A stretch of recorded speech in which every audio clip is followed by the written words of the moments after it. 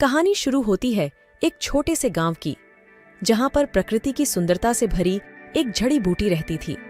वह जड़ी बूटी ने गांव को सुख शांति की देने वाली थी, परंतु एक दिन कुछ लोग उसे लूट लेने के लिए आए। गांव वालों ने जड़ी बूटी की रक्षा के लिए साथ मिलकर एक योद्धा को चुना, जिसका नाम था वीर। वीर ने उस जड़ी बूटी को लूटने वालों से बचाने के लिए अपनी बहादुरी दिखाई और उन्हें भगा दिया। जब वह वापस गांव लौटा, वह ने जड़ी बूटी से मिलकर कहा, तुम्हारा साथ देना मेरे लिए गर्व का स्तर है। जड़ी बूटी ने हंसते हुए उत्तर दिया, सच्ची बहादुरी और साहस तो तुम्हारे भी दिल में है वीर।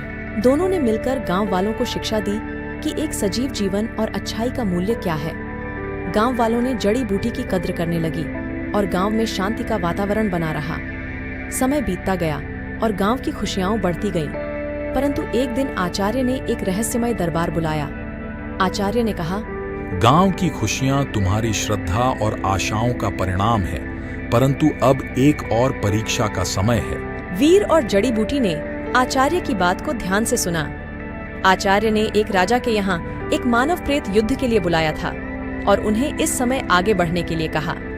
वीर और जड़ी बूटी ने स्वीकार किया और राजा के दरबार में पहुंचे, जहां उन्हें एक विशाल वन में जाने का कारण बताया गया। राजा ने वीर और जड़ी बूटी से अच्छा और बुरा को पहचानने की कठिनाइयों भरी यात्रा करने का आदान प्रदान सीखा। वन में जाने के बाद उन्हें अजीब सा माहौल महसूस होने लगा, जैसे कि कुछ रहस्यमय छुपे हों। जब वे एक पुराने पेड़ के पास पहुंचे, वहां एक रहस्यमय सुरंग मिला, जिसमें एक प्रकार की प्रकृति की शक्ति बसी थी। वीर ने समझा कि इस शक्ति का उपयोग करके वह अपनी दृढ़ता को और बढ़ा सकता है। वह और जड़ी बूटी मिलकर उस शक्ति का सही तरीके से उपयोग करने का निर्णय लिया और राजा की परीक्षा के लिए तैयार हो गए। अचानक राजा के दरबार में एक भूत आया और राजा से बोला, तुम्हारी यह दोनों योद्धा हमारी नगरी को बचा सकते हैं, परंतु एक शर्त पर। राजा ने कहा, कौन सी शर्त है?